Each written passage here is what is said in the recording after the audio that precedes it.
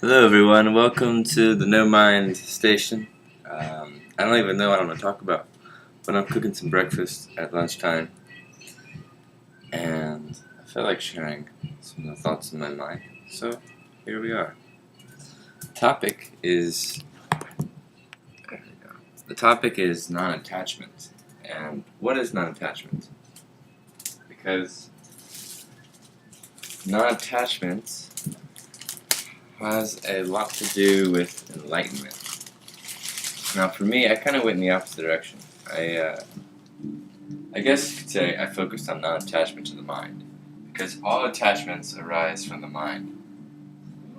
The thoughts in our head that say, "This is mine," and if I have more, it's good. If I have less, it's bad, or vice versa. If I have less, if you're playing golf, maybe the lower the score, the better. But either way, it has to do with what's attached to you.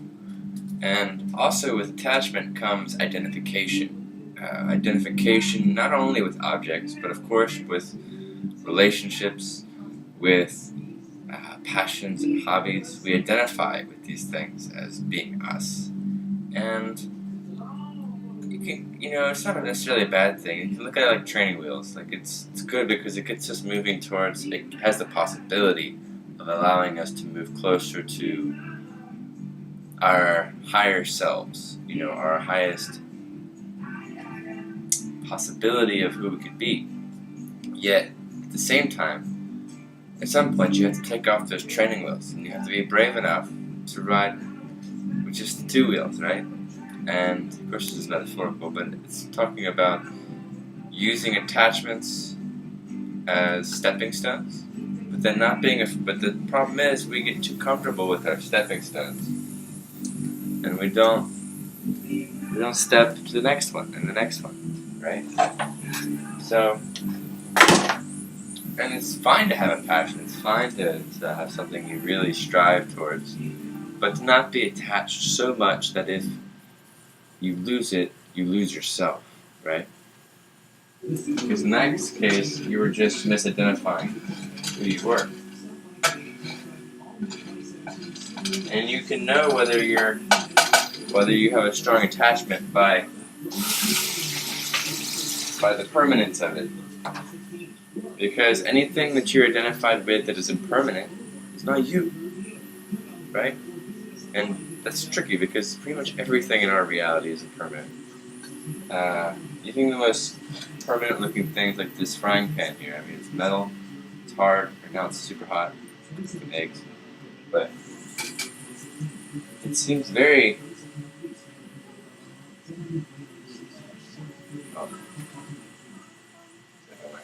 It's funny they say that because I think there's actually a crack in it.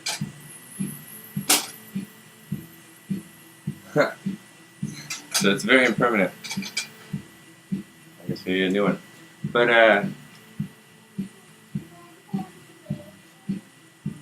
yeah, so everybody has their attachments, and the point is not to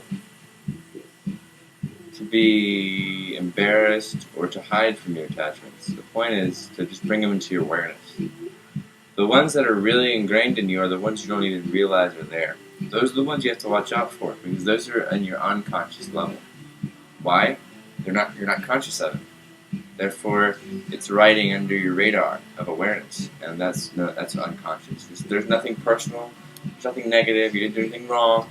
Okay, but now, as of right now, I'm giving you this opportunity, this challenge, to re-inventory yourself and to look at what it is that you're so attached to, that if you lose it, you lose a part of yourself. And in doing this, you'll start to free yourself.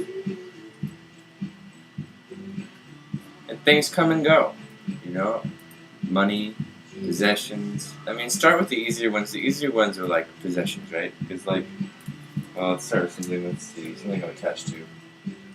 Let's say this elephant here. This elephant was given to me by an old friend a long time ago who lived in Zimbabwe. And it's beautiful, made out of marble. It's father carved it. And I do have an attachment to it to a degree. The question is, This came to me from the universe.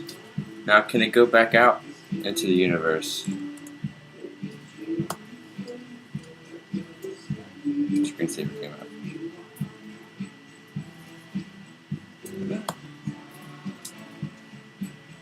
And that's just a physical object. Then you have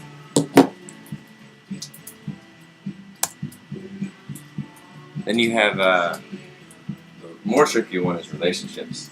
Non-attachment to relationships, right? To other humans, to other beings. Because when we have them, they are a gift, right? I mean, it's such a beautiful experience. And the idea of losing them might be scary. That is a form of attachment. And if you really trust the universe, if you trust God, or however you want to say, whatever name you prefer for the divine, some people like to refer to it as Shiva. This is this picture here, dancing Shiva. Don't get caught up in the language. Just choose your myth, choose your language, and go with it. Don't waste time arguing about what set of letters represents the infinite divine. That's another attachment. The big one is our attachment to our beliefs, our attachment to our thoughts, attachment to ideas that were given to us from an outside source that we feel very comfortable with, that give us a sense of safety or security. And they have, of course, a lot of it does have truth in it, and it has the essence of what we're all seeking. But it's actually diluted because the human mind has mapped it out and created ego and all this misidentification with it. So it's a tricky one. Identification with thought, or attachments to thought.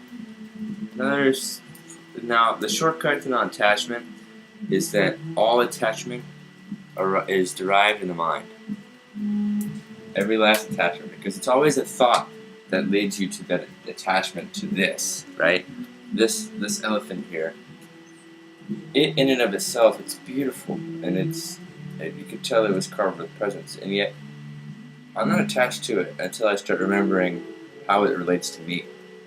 And the fact that it reminds me of an old friend, and my childhood, and all these various things, all wrapped up in this. But really, this is just a piece of marble that's carved very artistically.